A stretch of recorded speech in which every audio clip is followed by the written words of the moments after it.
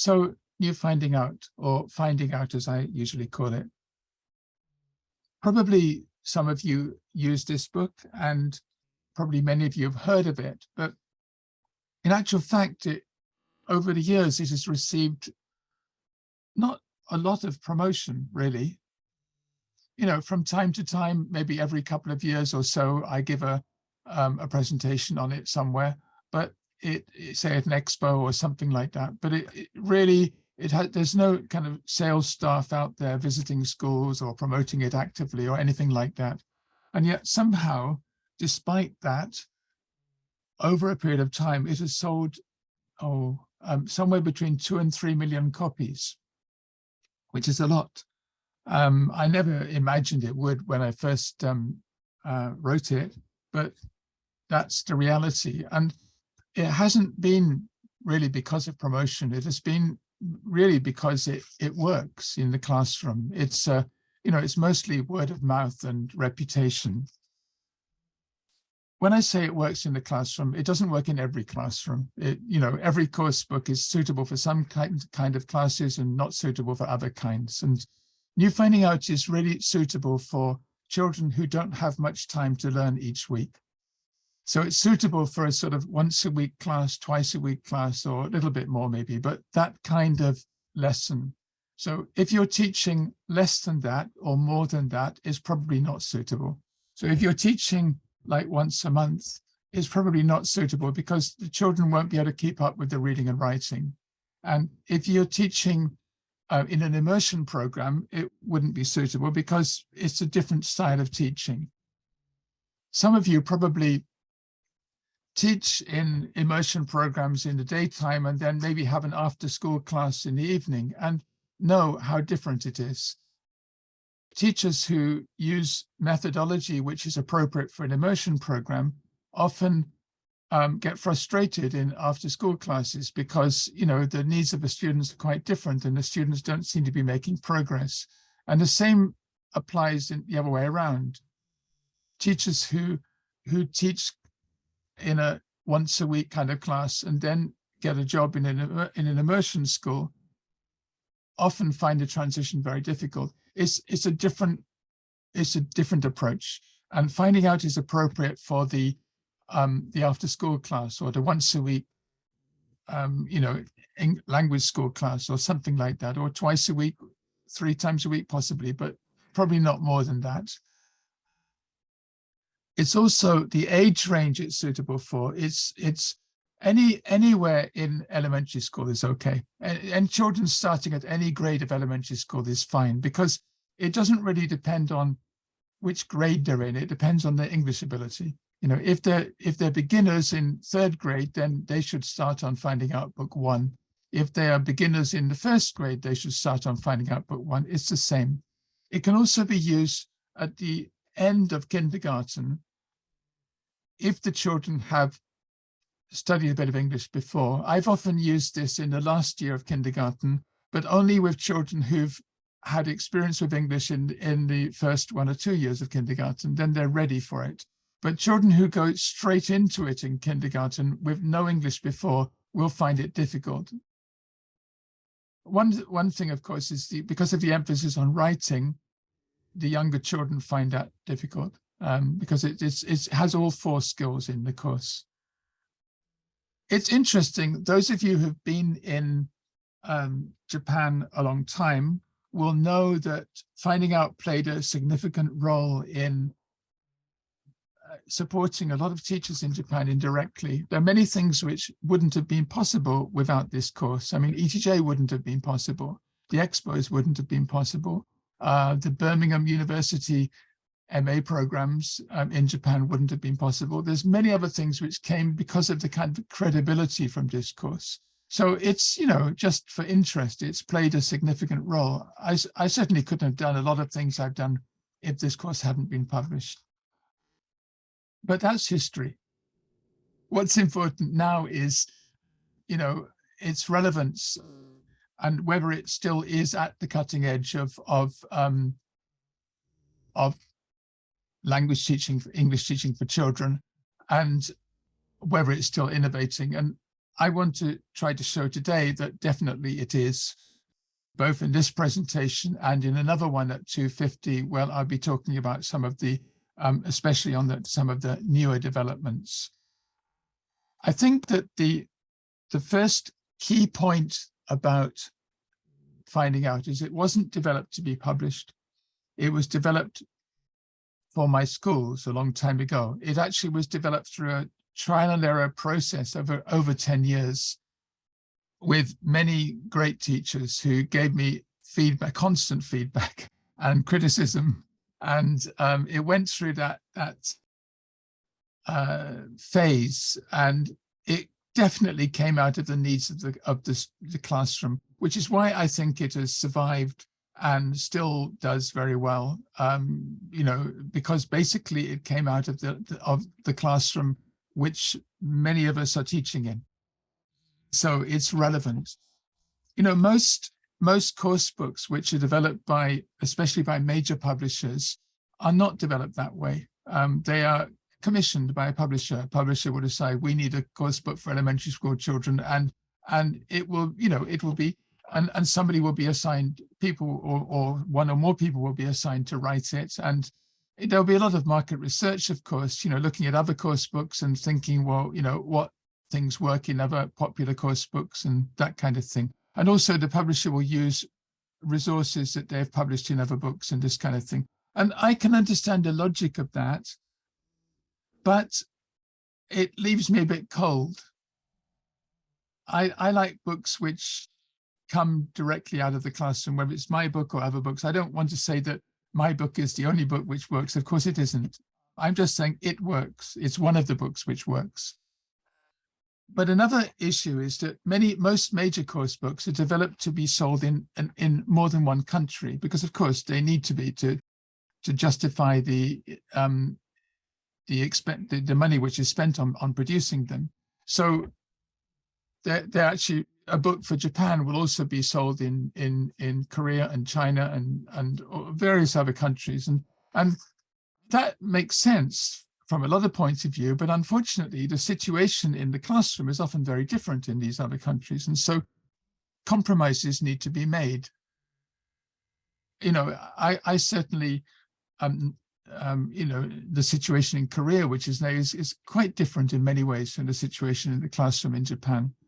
This finding out is developed for the classroom in Japan. It came out of the needs of the classroom here. Some of you know my history. I don't want to go into detail. Only the bit which is relevant to this is that when I started my school, I started in an apartment and had 25 students or so. Yeah, it was about 25. And then after about 12 years, the school had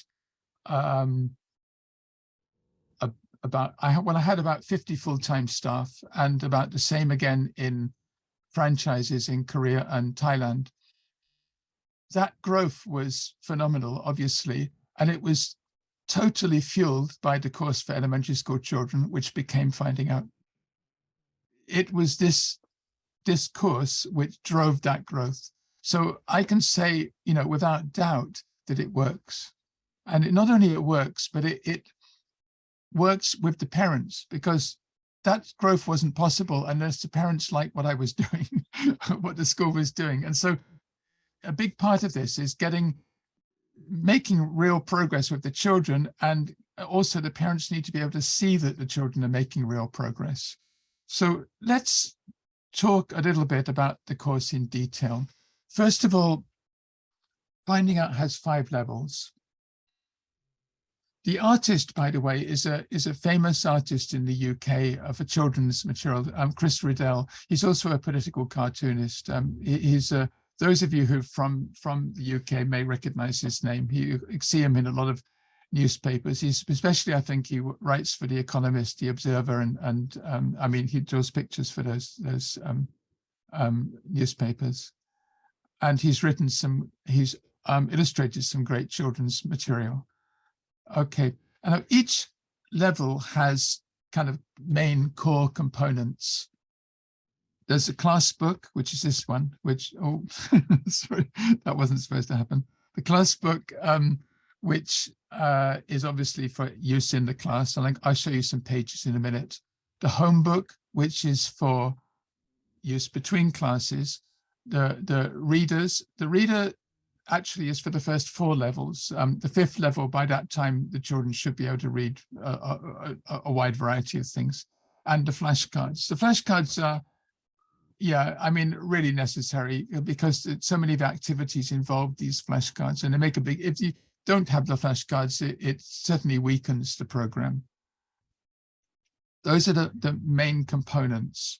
Now, there are lots of support materials, which I'm going to be talking about at 2:50 today. So I'm not going to go into all of the details, but just to say there are a lot of things like for the parents or for online games and all of this kind of stuff, and new interactive worksheets.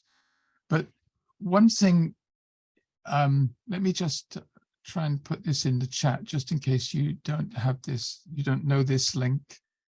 Okay, here we are. Right.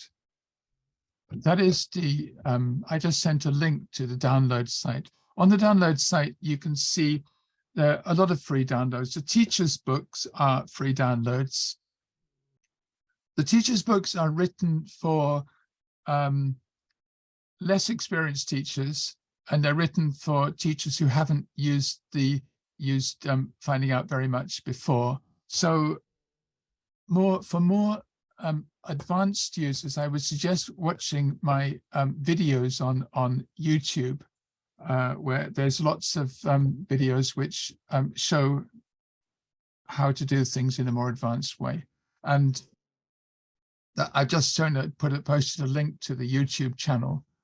And on that YouTube channel, you can see videos on child-centered learning, on teaching writing, on teaching listening, on teaching on games-based learning. Many of these things, it's actually all part of the approach used in finding out, but just doing it at a more advanced level than actually in the teacher's book. But the teacher's book is free, and it gives, obviously it's useful, especially for the descriptions of the activities and ideas for teaching the songs and this kind of thing. There are 2 audios, both of which are free downloads, one of which also is a CD which comes with the class book. There's what's called My CD. My CD is for extensive listening between lessons. And then there is the class audio, which is for the audio for inside the classroom, which is exactly what's in the class book. The My CD, the kind of home listening, is not just what's in the class book. There's a lot of extra stuff, which is just basically background listening. We want the parents to play this in the car or play it in the background, songs and fun activities, which expose the children to the English which is relevant to the course. There are small flashcards which are free downloads. There are progress reports, both in English and in Japanese, for the parents, assessment for the teacher for various stages of the books, certificates, games resources, and that kind of thing. This is just an overview. I'm going to be going into some of this stuff in a little bit more detail at 2:50. There are also online games for the children, lots and lots of games, which I will demonstrate at 2:50 in the presentation. So let's get into the course. There are four issues which finding out tries to address, and I believe successfully addresses. 4 issues which are normally faced when teaching elementary school children in Japan, especially when the children don't have very much time to learn English each week. The first issue is, of course, the writing system. That the Japanese children have a different writing system. I mean, it's a given that any course for Japanese children must address this issue. And yet so often I see schools using courses which are actually developed for European children, especially phonics programs and this kind of thing, which I mean, absolutely, let's use phonics, but let's use it in a way that is comes out of the needs of Japanese children rather than British children or American children or European children. So the writing system. I'm going to demonstrate how this is approached in New Finding Out in a little bit. The second issue which needs to be addressed is the distance from English. What I mean by that is that Japanese children come into a English class from a different world where they're surrounded by English, where you know, where they're surrounded by Japanese, where there's very little English in their environment. This is a big issue.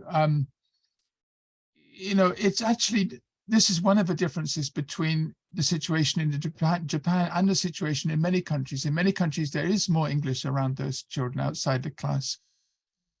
This is also another reason why there's a big difference between teaching children once a week and teaching children in an immersion program, because in an immersion program, they don't suffer from, the children don't have this problem so much. But in children who are studying once a week or twice a week, we need to face this issue. It's a really big one. How do we deal with it? The biggest way to deal with it is to teach in a child-centered way. Draw the children into the class, bring the children in, don't impose lessons on the children. Draw the children in, fully engage the children. Now, this is what I normally present on, and I could talk about this for hours and hours and hours, so I won't, because that's not the topic of today. And many of you have seen my presentations on child-centered learning anyway. What I will say is this: finding out means the children discover. That's what the book means. It means that the children find out. There's a sequence of language which the children discover. The children are scaffolded through a sequence of language which comes out of the needs of Japanese classroom, which has been extensively classroom researched.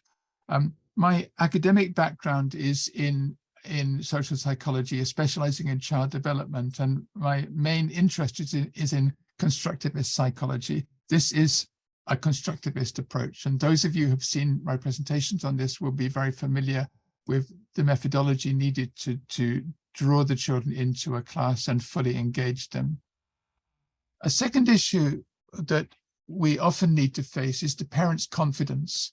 What I mean by that is that you may be teaching children, and then the parents may decide, well, that's very nice and that's fun and everything, but let's, after a while, they may think, well, now is the time for the child to go to the Juku or something like that. In other words, the parents need to believe in what you're doing, and they need to also, if you've got a school, for example, or you're teaching freelance, you want the parents to be able to tell other parents, and you want to have more and more students. Now, this was a big part of what Finding Out did for my own schools.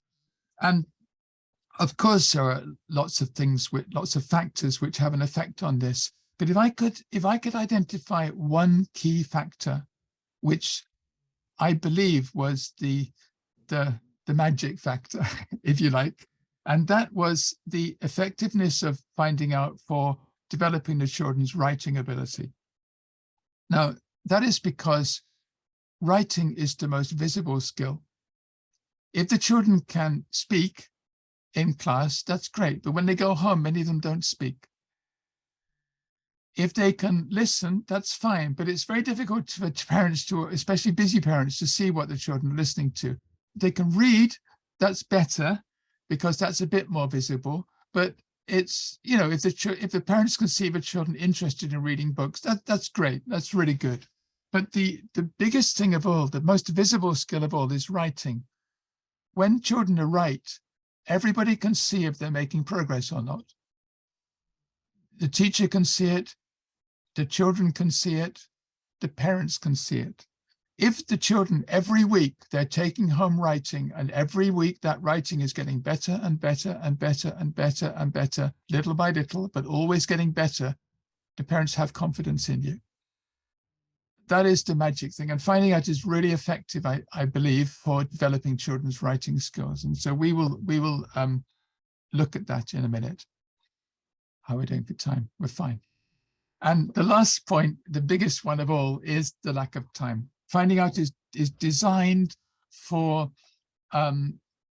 children who don't study English very much. Once a week, twice a week, that's the ideal situation for using Finding Out. So this one, we need to look at in a bit more detail. Retention. How do the children retain language when they are learning only once a week or twice a week? How is that possible? Well, again, I think there are a number of factors. Identify 5. First factor is balance of skills.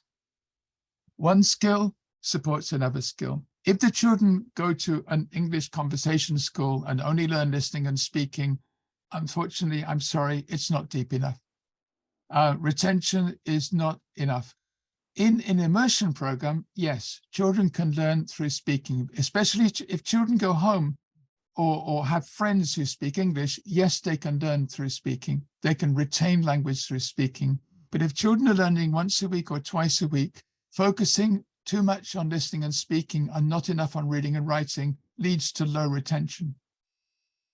They can memorize things, but deeply retaining language and building their language skills step by step over a period of time, no, it's not effective enough. They need all 4 skills, and they need all 4 skills to be reasonably balanced. Reading deepens speaking, and writing deepens speaking and reading. Writing is the most difficult skill, and so partly because of that, it is the deepest. It's a time when children really need to think.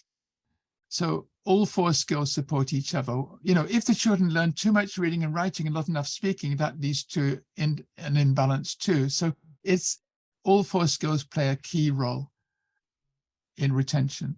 The second thing is constant review. We can't have, like, you know, today, this week is this week's language target, and next week is next week's language target. That doesn't lead to retention. The children need to be building language, always mixing the old and the new, the old and the new. And Finding Out does that through the games, through the activities, which constantly do that. And, you know, it's like, especially, you know, one of the reasons I said the flashcards are important, because in flashcards, you can mix in the old flashcards and the new flashcards very easily in the activities in the games. Constant recycling, constant review in the activities. Building always a new thing is connected with the old thing. The third point is framework.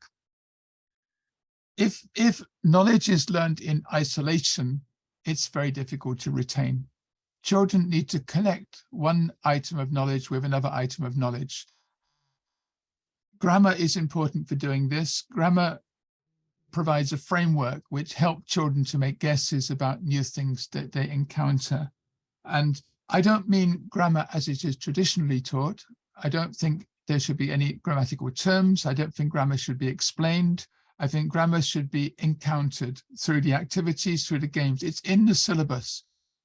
The syllabus fits together in a grammatical sequence, but this doesn't need to be explained to the children. It just needs to be there so that children can acquire knowledge which fits together well.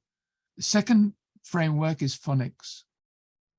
Rather than learning words in isolation, phonics provides a framework which enables children to make guesses so that they can read and write new words. Phonics is, to be honest, in a once a week or twice a week situation in Japan, phonics, I think, is the only approach to reading and writing which really works. I've tried in the past other methods, but there's not the time available to use those methods successfully.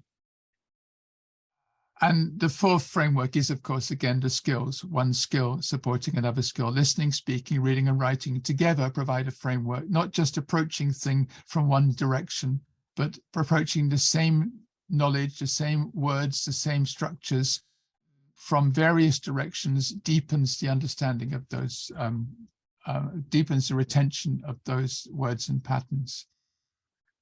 The last but one point is ownership. If children have ownership of language, they're more likely to retain it. Ownership comes from teaching in a child-centered way. We want children to encounter things, wonder about them, go, huh, what's that? Then, oh, I see, they discover it. Rather than receive it from the teacher, they discover it through play, they discover it through puzzles. This is what finding out focuses on. Every time new language targets are introduced through games, through puzzles, where the children encounter while playing.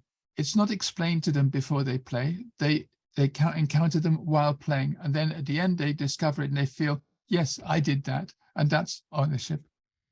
Those children are much more likely to retain language, and they're much more likely to go home and be motivated to be interested in language, in English. And the last point is, for retention, if you've got children only in class once a week or twice a week, they need to do things between classes. Not a lot, because everybody's busy, but they need to do things. And they need to have things which the children want to do between classes. Of course, the home book helps, but also things like the listening in the car, the online classes, the online games, and also, when we teach in a child-centered way, we are motivating children to be interested in English rather than just to receive it from the teacher. And those children are much more likely to go home and be interested in English and do things for themselves. So focusing on self-motivation is important, which finding out does. Okay, let's look at some sample units. First, I'm not going to do a unit from every book, every level. It would take too long and it'd be a bit boring. So I just do 3 sample units from different levels of the course. Book 1. The opening page of a unit is always a multi-skill target. It's always what they can hear, what they can say, what they can read, and what they can write at this stage. This is right at the beginning, so all they can write is the letters. Writing is the most difficult skill. So you could say that on this page, it defines what they can write at this stage. And they learn it through anchor words like tiger, dog, gorilla, cat. They learn the pronunciation, they learn the reading, and they learn the writing, and they learn it through games. But this is like the first, each unit has 6 pages. This is the first 3 units of 3 pages of this unit. So you can see on the first page, this defines what they can write at this stage. But on the second page, then these are not things they can write yet, but they obviously need language which they can only say at this stage. In this case, they're learning counting, they're learning vocabulary, which they learn through simple patterns like, what is it? It's a bed, or it's a dog, and then it's a game. So in book 1, the first page of a unit defines what they can write. There also needs to be a lot of spoken only language, which is great and necessary. But from a long-term point of view, it's what they can read and write as well as speak, which matters. So gradually, I just muted everybody. Okay, right. So getting back from, so as the course develops, it's not so necessary to have language targets which are only spoken, because gradually their reading and writing improves, and after a while, they should be able to read and write everything which is in the book. But at the beginning, obviously, they can't, because they can only write the letters. And then the 4th, 5th, and 6th pages of the unit are, in this case, exercises, a song, and a further exercise. These are exercises for the classroom. Of course, in the home book, which is a homework book, they have further exercises, which is based on letter formation. The home book does emphasize writing more than everything else. This is what's especially also something, writing is something they can easily do at home. Whereas speaking is obviously more difficult to do at home. But let's move on. So book 3, sample unit. And it's the same basic format. The opening page of a book defines what they can write at this stage. So in this case, they're writing question and answers with ing, so present continuous. And the first 3 pages of the unit, they're writing on this is what they can write, but then they're talking about each other. They're introducing each other, but they can say whatever the children are capable of saying about each other at this stage. There's vocabulary. These can be written as well as spoken. There's a game. The games, of course, these are just suggestions. There are, every class and every teacher will have different preferences, but there are a lot of games in the book. And the 4th, 5th, and 6th game, they're playing. They're doing activities with can and can't. Some classes will be able to write these sentences and some classes won't. So I haven't prescribed that it should be written, but of course it can be. And then there's exercises and just home book. And this is book 5, a sample unit. In this case, the opening page defines, again, what they can write as well as speak. In this case, they're just asking, they're combining a lot of questions like, what do you do? I'm a student. They did occupations in book 2. What school do you go to? Monsterland Elementary School. How do you go to school? By helicopter. So the new language target is actually transportation, extending more extensive conversations about transportation, but in this particular unit. But you can see at this stage, they're able to read and write longer dialogues. And on the second page, they have, this is the opening page. The second page has, different types of transportation. There's a game. One of the characters in this book is that monster. So Snakes and Monsters is an appropriate game. There's a story in each level, by the way. And then they're doing more, more with transportation. How far is it? How do I get to? These are kind of fairly standard questions related to transportation. There is a song related to transportation and an exercise. Okay. I'm going to do one more thing, and then we'll have a question and answer session. I know there's not a lot of time, so I will I'm trying to go through this quite quickly, as you can tell by this, my speed. I'm talking too fast, but never mind. Okay. Let's look at the progression from phonics to stories. The starting point, this is book 1, unit 1.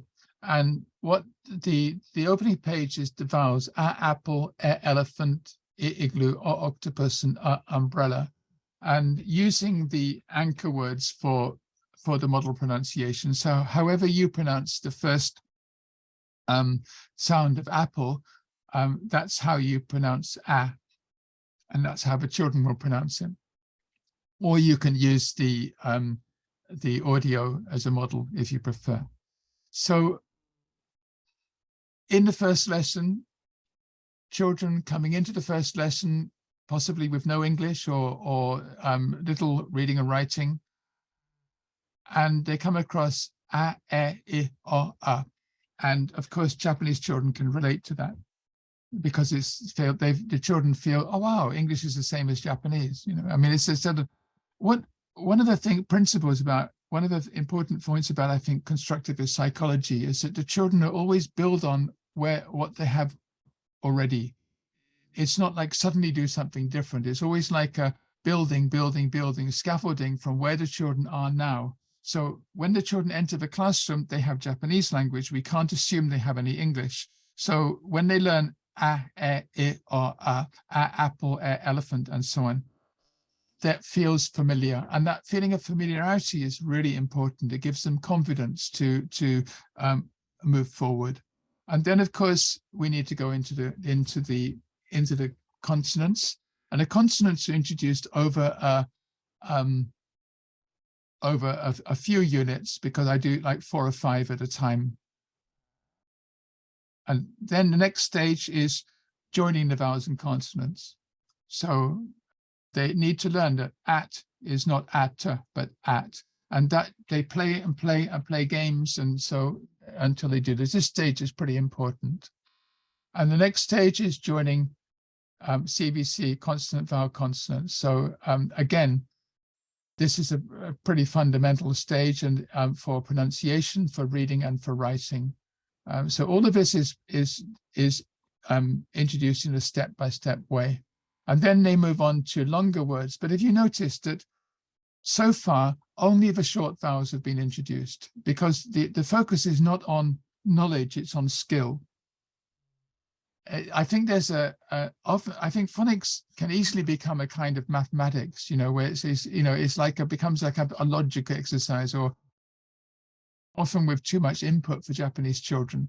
I think when you're teaching children once a week, the important thing is to minimize your knowledge, maximize the skill, maximize the manipulation. So the children are learning how to use what knowledge they have, and both for reading and for writing, and of course for pronunciation. And then the next step is to introduce special sounds like E tree or E seal or chicken. And not a lot, they don't need to be every possible combination, because again, it's not mathematics.